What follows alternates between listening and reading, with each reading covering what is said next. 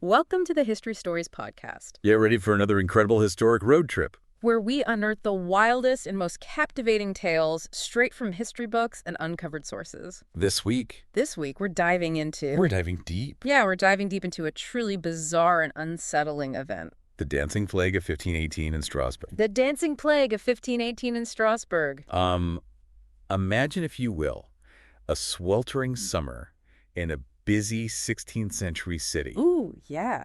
Suddenly, a woman steps into the street Uh-oh. and begins to dance uncontrollably. No. No music, no celebration. It's a feverish, seemingly endless jig. Oh, wow. This is where our story begins. Okay. We're going to explore what happened, why it happened, Why it happened. and the long shadow this strange event cast. Ooh. Think of this as your shortcut to understanding one of history's most perplexing mysteries. Okay, let's unpack this Strasbourg, July 1518. Strasbourg, July 1518. Even before the first step is taken, the history books paint a picture of a city under immense pressure, wouldn't you say? Oh, absolutely. It was an exceptionally hot summer, which only added to the misery the population was already enduring. Adding to the woes. Yeah, and then on July 14th, a woman named Frau Troffea, Frau Troffea? or perhaps Troffea, even the spelling in our sources varies a bit. It does. She walks out of her house and just starts dancing. Just starts dancing. What? And what's fascinating for you to consider Yeah. is that this wasn't a joyful dance at all. No. There was no music, no celebration. Right. The accounts we have from people who saw it Yeah. describe it as a feverish, involuntary compulsion. So she couldn't control it? No, she was twisting, twirling, shaking, hopping. Oh, my goodness. A silent, agonizing seizure that just gripped her body So, like, her body was just moving on its own? on its own. Oh, my. Her husband begged her to stop, Oh, no. and the neighbors watched with real concern, Right. but she simply couldn't. It's almost unbelievable when you read about it. Unbelievable. She danced for 4 to 6 agonizing days straight. Bay straight. The sources tell us she would dance until nightfall collapse from sheer exhaustion. Exhaustion. And then, incredibly, just get up the next morning and start all over again. Just start again like nothing happened. It's crazy. Her feet became swollen and bloodied, yet she seemed completely oblivious to hunger or thirst. She must have been in so much pain. It's almost like she couldn't feel it. That specificity of this starting point is really key Really. for everyone to understand. Across multiple independent accounts. Right. Despite those slight variations in her name, Yeah. this event is firmly rooted in Frau Troffea's initial solitary dance.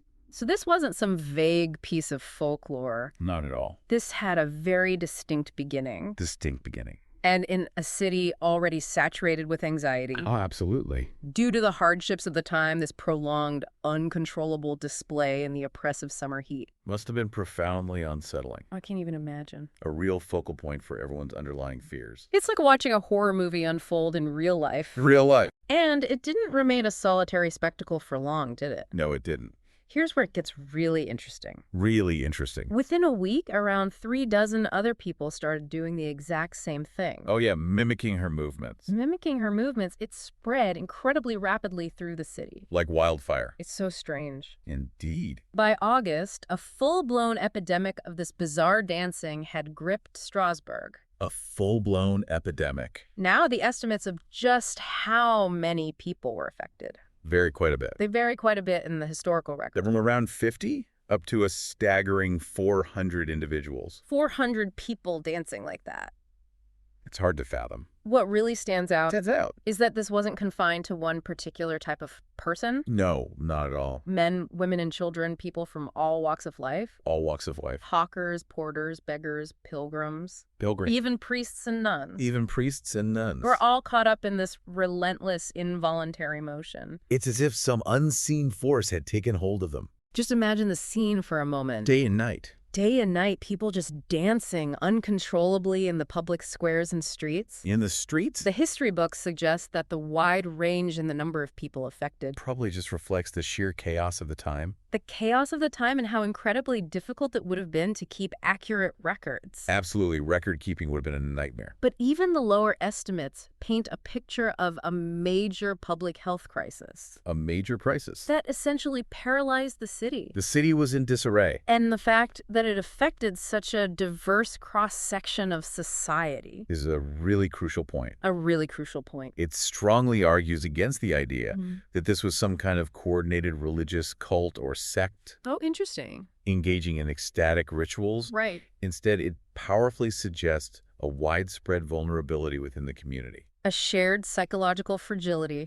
that allowed this initial spark to ignite something far more significant. This really lends weight to the theories involving mass psychological phenomena. Psychological phenomena. So when we talk about this dancing, It it wasn't like a celebration or some kind of joyous occasion, was it? absolutely not. The historical accounts are quite clear on that. Crystal clear. Yeah. The chronicles and eyewitness accounts that have come down to us are filled with descriptions of just how agonizing it was to witness and surely to experience. The dancing was consistently described as involuntary, Involuntary, asthmatic, convulsive, frenzied, trance-like. trance-like. There was no joy evident in it whatsoever. Not at all. Arms flailed wildly, bodies convulsed and twisted in unnatural ways. Twisted and contorted. Observers at the time noted that the dancers' eyes appeared vacant, glassy, distant, and sometimes even showed clear signs of terror or despair. The terror in their eyes was palpable. It sounds utterly horrific to witness, and physically it must have taken an incredible toll on their bodies. Oh, the physical toll was immense, as you can imagine. I can only imagine. Their feet became terribly swollen, bruised, lacerated, and eventually bled through their shoes from the constant uncontrolled movement. Oh, that's awful. Yet this internal compulsion just drove them onward. It's like their bodies were betraying them. They weren't celebrating.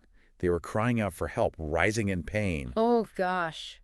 And desperately begging for relief from this relentless torment. This is so heartbreaking. One 17th century chronicle we looked at even quotes a lost poem from the time, saying hundreds in Strasbourg danced day and night until the sickness finally left them. So it eventually stopped for some. It did eventually subside. And it referred to it as St. Vitus's dance. St. Vitus's dance. And another chronicle from 1636 describes it in even grimmer terms. Calling it a remarkable and terrible disease called St. Vitus's dance, in which men in their madness began to dance day and night until finally they fell down unconscious and succumbed to death.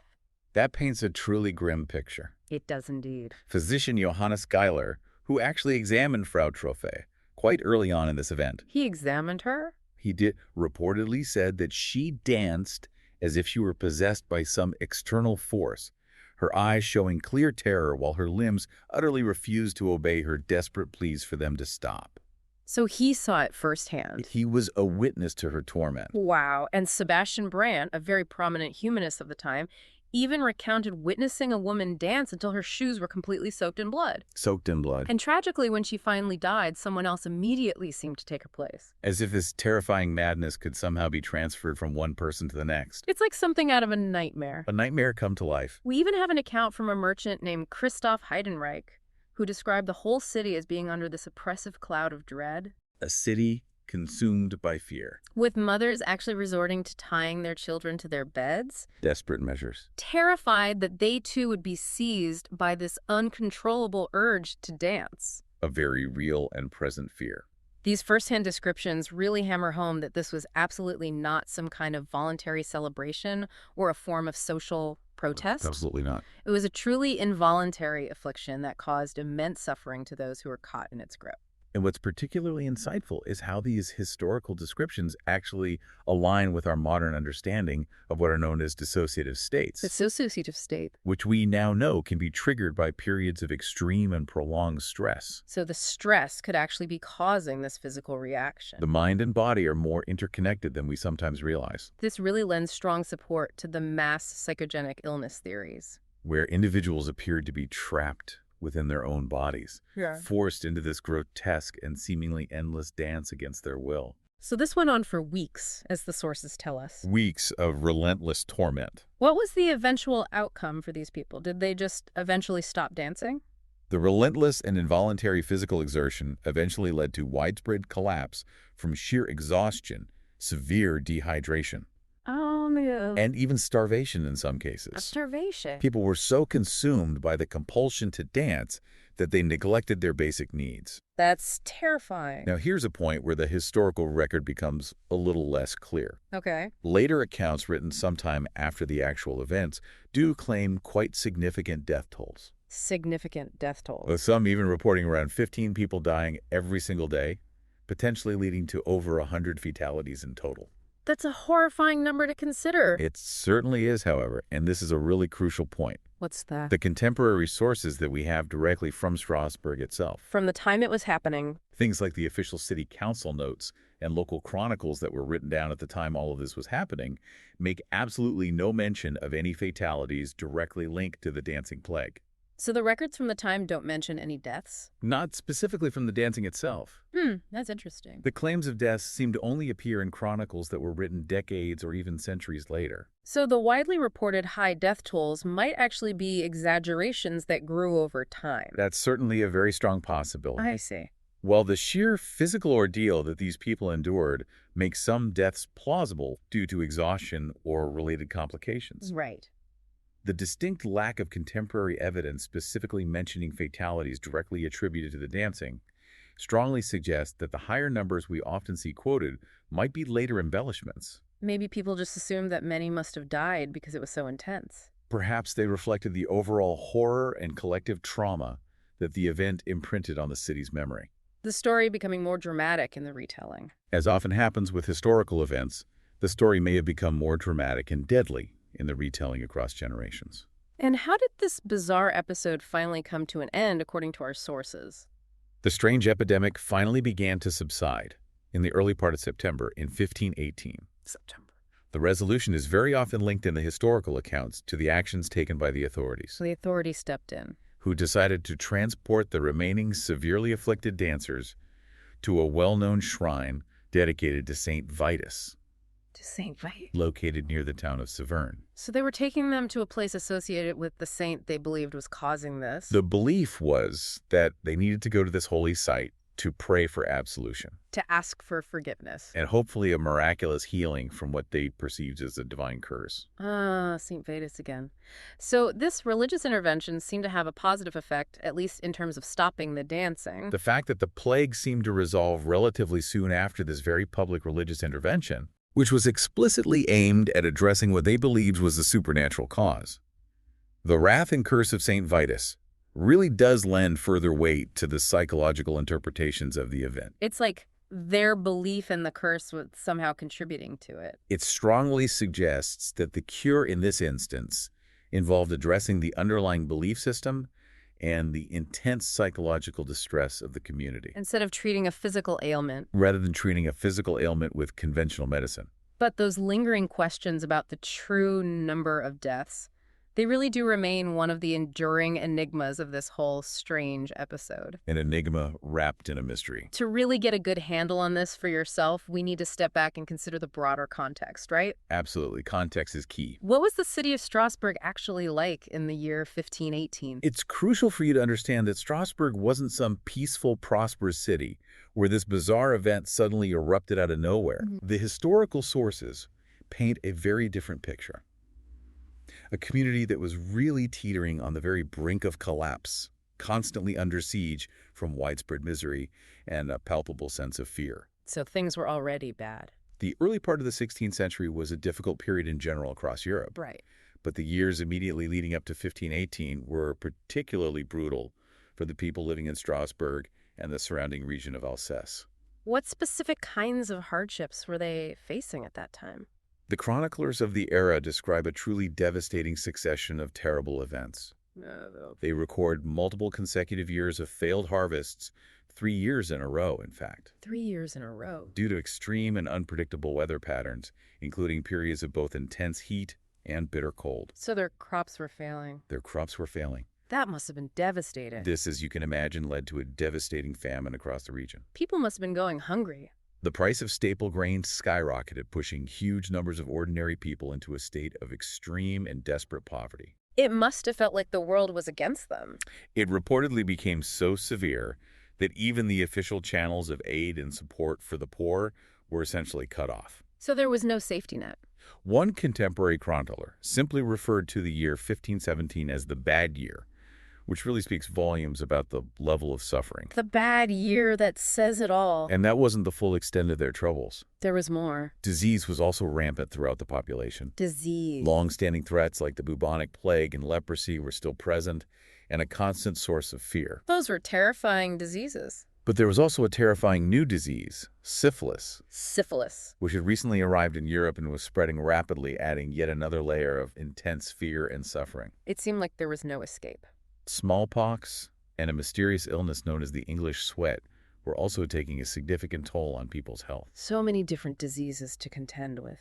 And, to make matters even worse, the region also experienced severe floods and unusually cold temperatures in certain periods, further compounding the existing hardships. It really does sound like one catastrophe after another. It truly was a relentless barrage of misfortune. And on top of all of that, there was also significant social and political instability within Strasbourg itself. Instability. The various guilds and trade organizations were increasingly challenging the power and authority of the traditional patrician elite who had long controlled the city's affairs. There was a growing sense of unrest. There was also a growing undercurrent of resentment towards the church, fueled by various religious and economic grievances and occasional outbreaks of popular rebellion. So when you put it all together, Yeah. you see this perfect storm of prolonged and multifaceted crises, creating an atmosphere of pervasive and extreme stress and trauma that affected the entire community. It's a wonder people were on edge. And it's this profound sense of collective distress that really provides the crucial foundation for understanding the mass psychogenic illness explanation for the dancing plague. So this intense suffering was unfolding within a society that had its own very specific ways of understanding the world around them, right? Their worldview was shaped by their beliefs. Deeply held beliefs about the supernatural and the potential for divine punishment.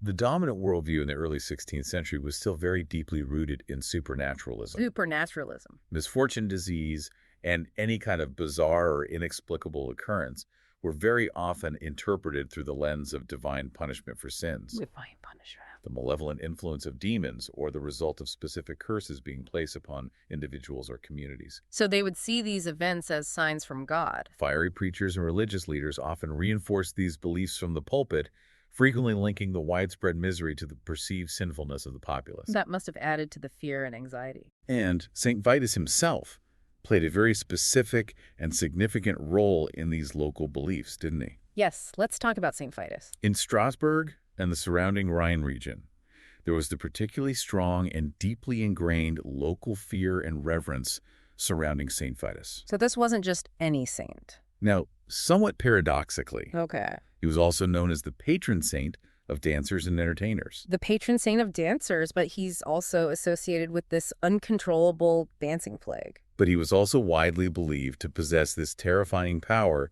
to inflict a dancing curse or a dancing plague upon people who had somehow angered him or failed to show him the appropriate level of respect and devotion. A dancing curse. This wasn't just some abstract theological concept. Right. There had been previous, albeit smaller, outbreaks of compulsive dancing in the same region, stretching back as far as the 14th century. So there was a history of this. These earlier episodes, often referred to as St. Vitus dance, or sometimes St. John's dance, St. Vitus's dance only served to reinforce this strong cultural association between the saint and the phenomenon of uncontrollable dancing.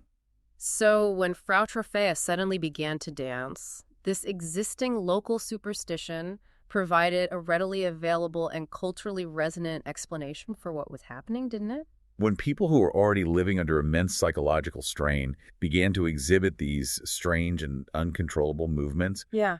the well-established idea of the St. Vitus curse offered an immediate, albeit terrifying, Right. but ultimately understandable framework for interpreting what they were witnessing. It gave them something to blame. The prevailing belief system didn't just offer an explanation for the bizarre symptoms. It likely played a significant role in actually shaping them. So their beliefs could have influenced how they experienced the plague. People who were already highly stressed and vulnerable, possibly entering those dissociative trance states we discussed earlier, Right. were unconsciously acting out the cultural script that their society provided. They were living out their fears. They danced in part because they deeply believed that a vengeful saint was making them dance. That's a powerful connection. This cultural lens is absolutely key for you to understand why the mass hysteria, when it manifested, took this very specific form of compulsive dancing. Because of St. Vitus. The pre-existing fear of St. Vitus essentially provided the terrifying blueprint for the plague. When something this strange and disruptive starts happening in a city, the authorities must have felt compelled to do something. They had to act. How did the city council and the medical professionals of the time react to the dancing plague? The authorities, the city council, the more prominent burghers, the physicians, and the clergy, Everyone was involved. they were all scrambling to find some kind of answer to this unprecedented crisis. I bet. Their responses really highlight this fascinating and complex interplay between emerging Renaissance medical ideas, which were starting to emphasize more naturalistic explanations for illness, More scientific thinking. and the deeply ingrained traditional medieval beliefs in the supernatural. So they were caught between two worlds. Initially, the Strasbourg City Council consulted with local physicians, The doctor. reflecting this growing shift towards more rational explanations for disease.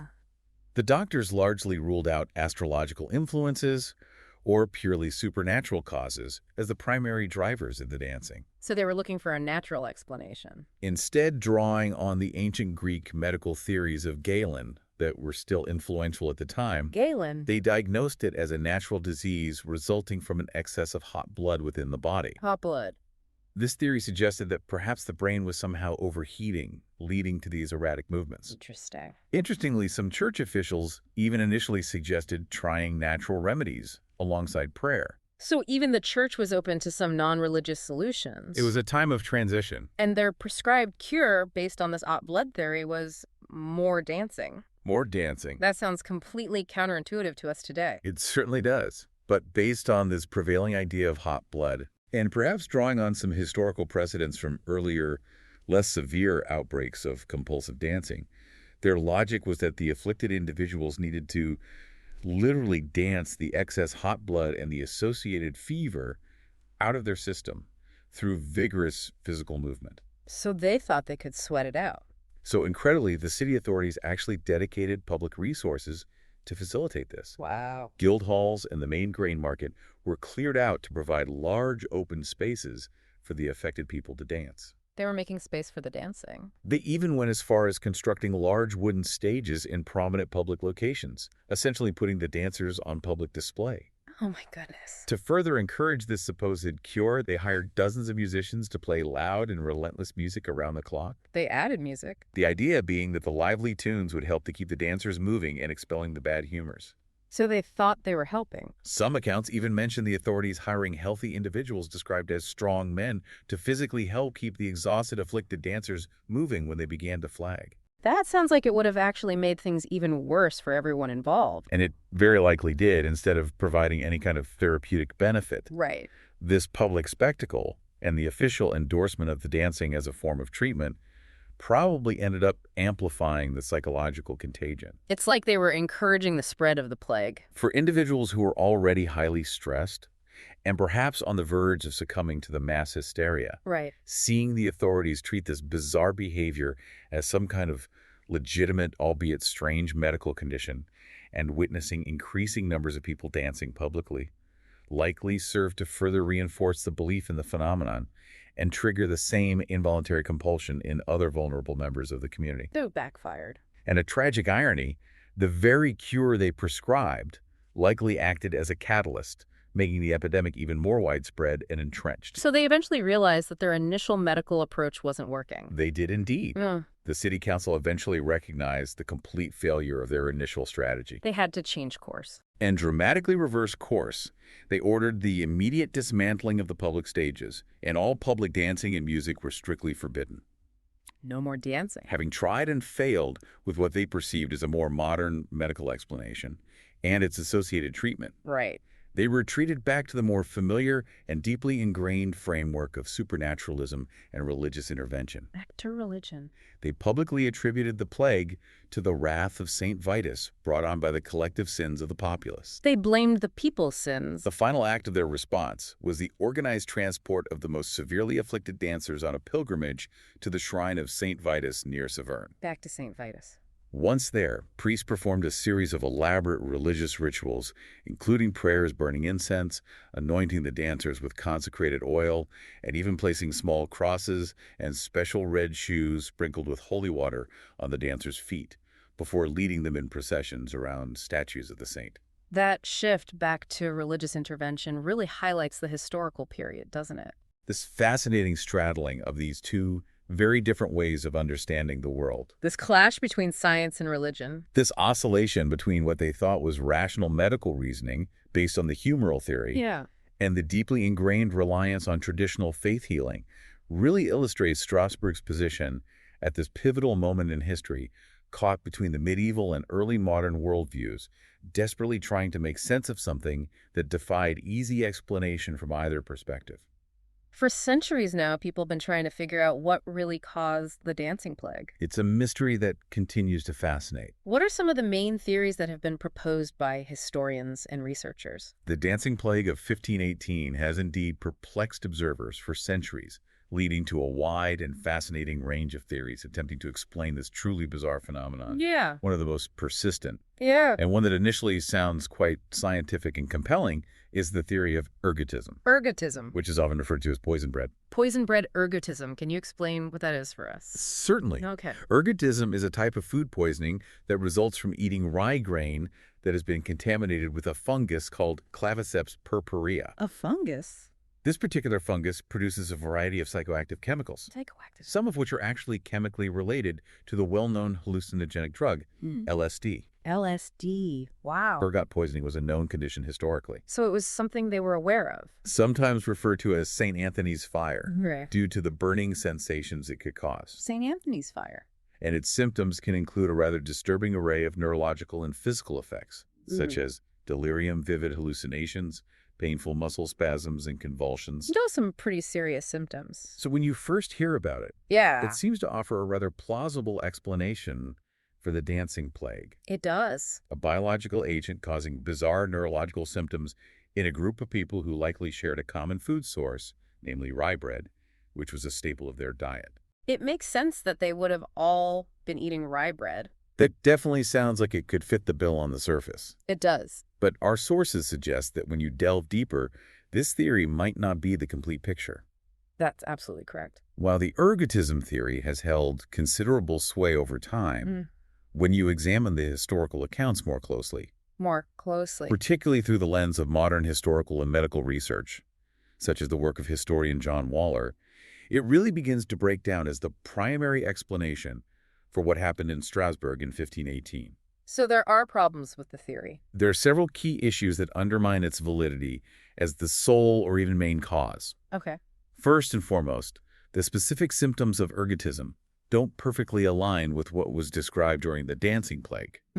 While ergot poisoning can certainly cause muscle spasms and convulsions, it's less likely to produce the kind of sustained, relatively coordinated dancing that was so vividly described, which lasted for days or even weeks on end. So the dancing doesn't quite match up? Furthermore, one common form of ergotism, known as gangrenous ergotism, causes intense pain and tissue loss, including gangrene. Gangrene, that's awful. Which would have made prolonged dancing physically improbable, if not impossible. Yeah, I can see how that would be a problem. Secondly, ergot poisoning typically manifests with a rather wide variety of symptoms, and the specific constellation of symptoms can vary significantly from person to person. So different people would have different reactions. It seems highly improbable that hundreds of individuals would all react with the exact same specific symptom of compulsive dancing, while exhibiting relatively few of the other hallmark symptoms of ergotism. So the uniformity of the symptoms is a problem for the ergotism theory. Thirdly, the contemporary accounts from Strasbourg themselves largely fail to describe the other characteristic symptoms of ergotism, such as the aforementioned gangrene, or the specific types of hallucinations that are often associated with it. So the historical accounts don't support the ergotism theory either. And finally, ergot fungus tends to thrive in damp and cool conditions.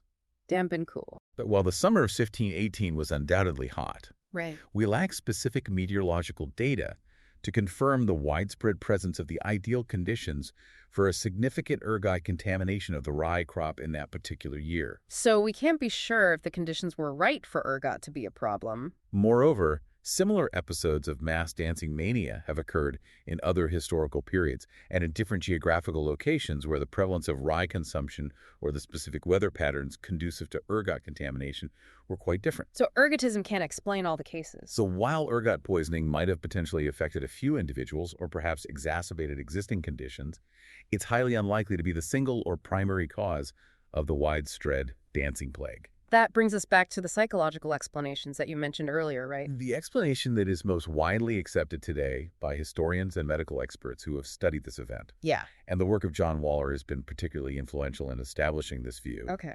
is the concept of mass psychogenic illness, often abbreviated as MPI. MPI.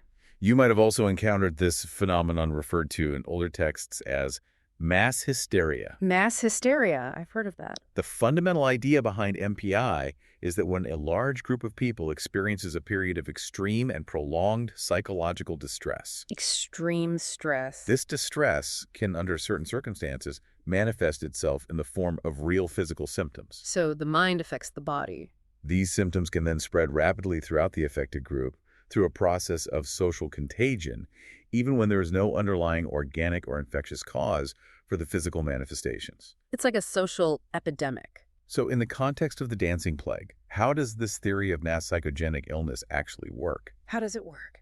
Well, if you look closely at the situation in Strasbourg in 1518, as we've already discussed, it was a community that was under an almost unbearable level of stress. They were dealing with so much. Years of famine, widespread disease, pervasive poverty, and significant social and political unrest created a truly fertile ground for a kind of mass psychological breakdown. It's like all the conditions were right for something like this to happen. That when you factor in the deeply ingrained cultural belief in the power of St. Vitus to inflict a dancing curse, Right, that curse. you have a specific cultural script readily available for how this extreme psychological distress could be expressed and interpreted. So their beliefs shaped their experience. The individuals who started dancing and those who followed were likely entering what are known as dissociative trance states.